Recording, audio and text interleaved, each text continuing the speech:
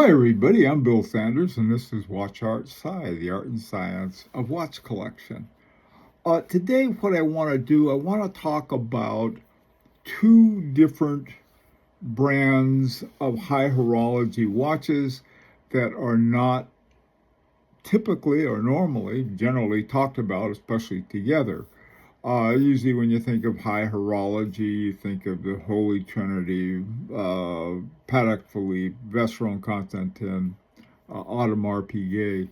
However, there are a lot of other brands, and two that I think are very interesting. They have certain similarities and certain differences, but these are ones that you might be interested in, so let's take a look at them.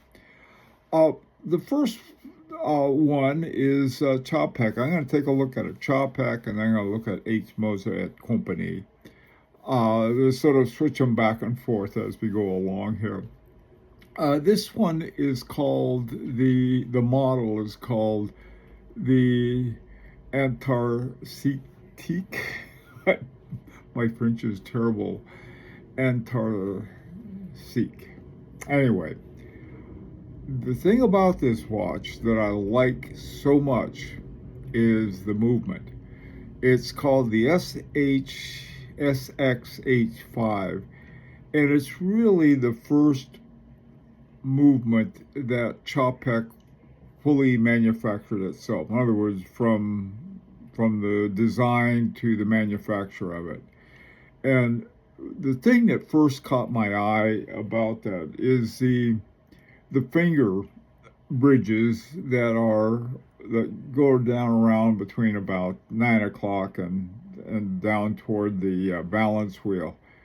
What it does, it opens up, it really lets you see the movement. I like that. The one I'm going to look at, there are several different Antarctiques maybe, is the Passage des Drakes.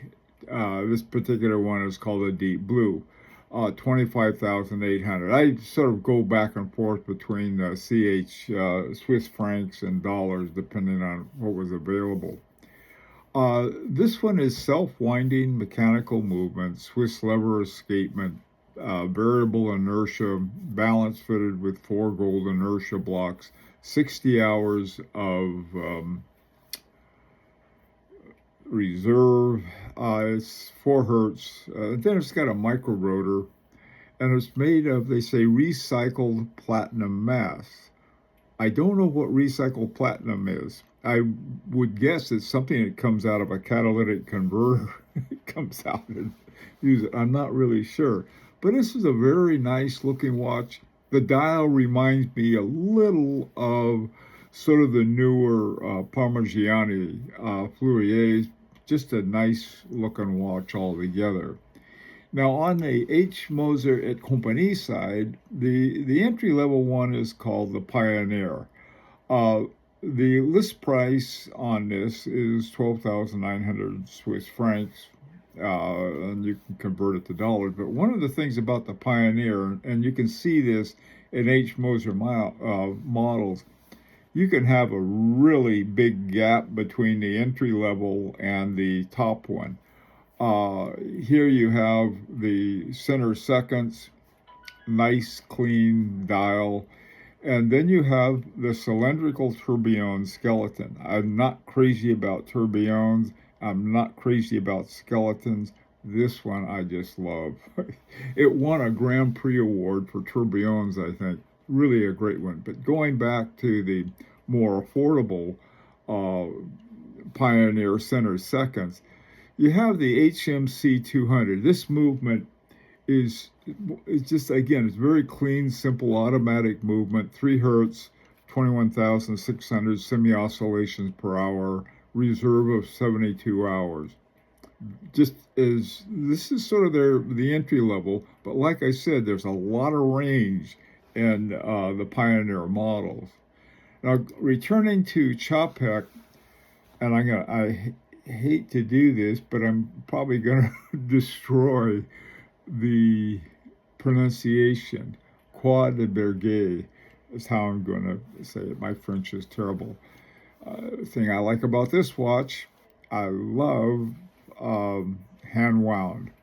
Now, the interesting thing about this is that it's manufactured by Crenode, and Crenode is Francois Moser's company. He started, and he's one of the top watchmakers in the world. And sort of an interesting thing is that it was the sort of the concept and design was by Czapek, but then they had Crenode do it. Now, Crenode is not a schlock movement maker.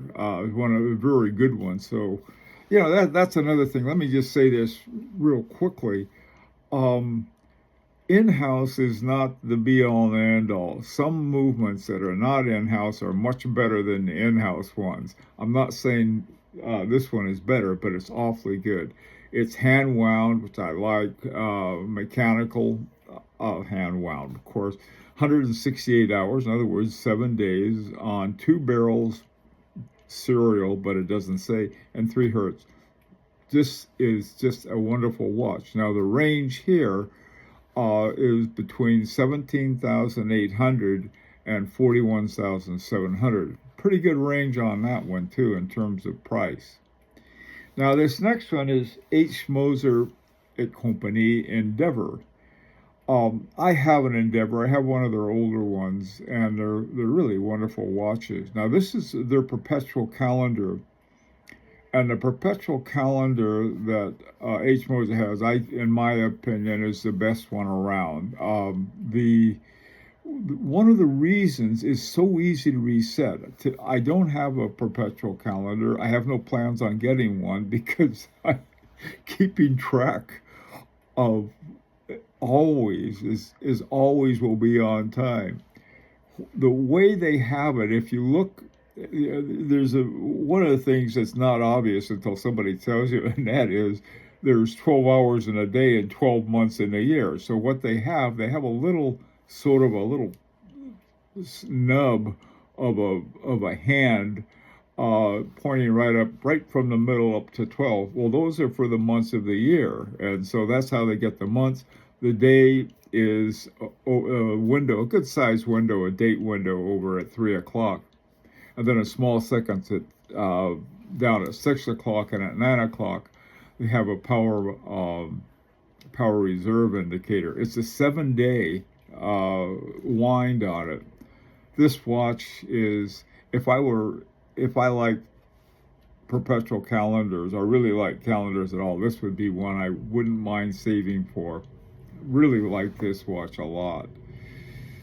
Now, these next two, I took 2 of them and put them next to each other. They're really the same and different in one respect. They're both chronographs, but they're very different chronographs. The Czapek Faubourg de Cracovie. Sorry about that again. This model is called the Tau. Particular one, 34,000 Swiss francs.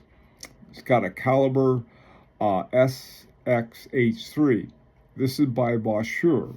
Moser they make the movements for Parmigiani, really a top-notch movement maker. Again, talking about a movement not in-house that's really a very good movement. In fact, might even be better than an in-house in some cases. I'm not saying it is here, just saying they can be that way. Anyway, this is a COSC chronograph. Now, the thing about this, I'm not crazy about it, and this is me and not the world of watchmakers. I don't like these higher hertz. In fact, I don't like anything above 3 hertz. So here's one that's 5 hertz, 36,000 semi-oscillations per hour. When you have something that with that high of a hertz, you're likely to get pretty good time on it, a good timekeeper on it. It's a chronograph, and it's got a 65-hour reserve. And so if you like chronographs, I don't like chronographs, it's not much help here, but this looks like a pretty good one.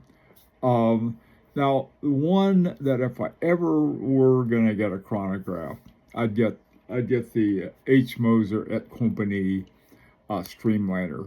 This I like the streamliner models. This is one of their models, and my favorite is 45,000 Swiss francs, which is way over my limit. But the caliber 907 movement, the heart of the movement is an Agengraph, which is by Agenor. To me, if not the best movement maker, is probably among at least the top 5. Fantastic. And then working with H. Moser's movement arm called Precision Engineering, I mean, it's just a fantastic movement. 21,600 semi-oscillations per hour, flyback chronograph with a central display. Automatic. I generally don't like automatics. I prefer handwound. That was such a fussy,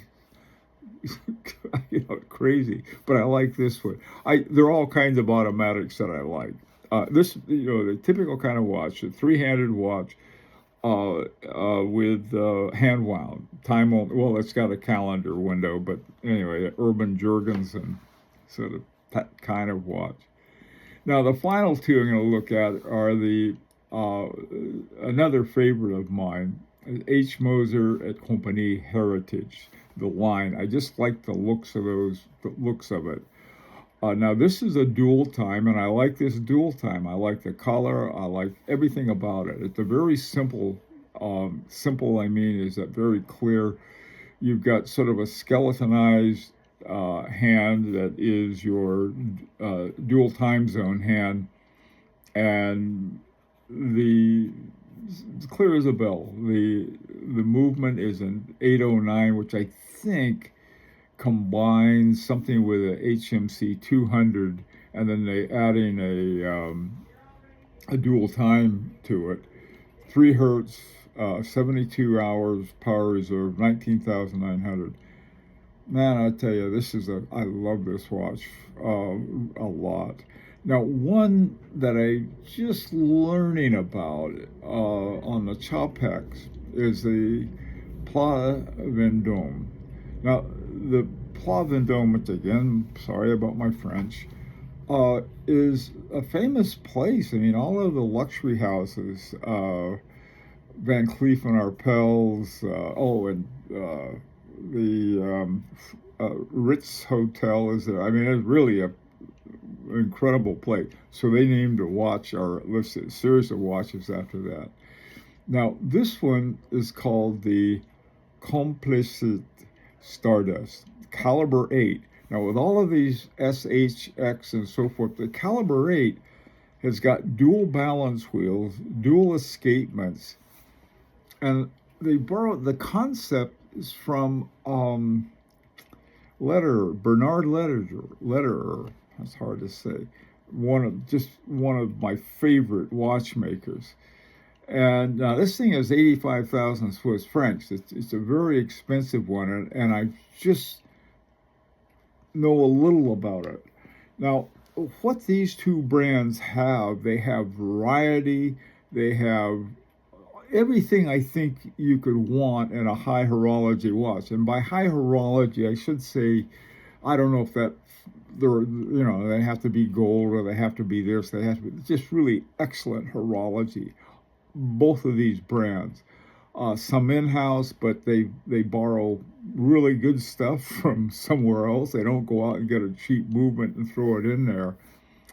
So anyway, I'd like if you have either one of the brands. I have a couple H. Mosers, but I don't have a Czapek, even though I wouldn't mind one at all. But those of you who do have any of these H. Mosers or the Czapek, let me know about it. I'd really like to hear your opinion. This is an opportunity to subscribe if you like.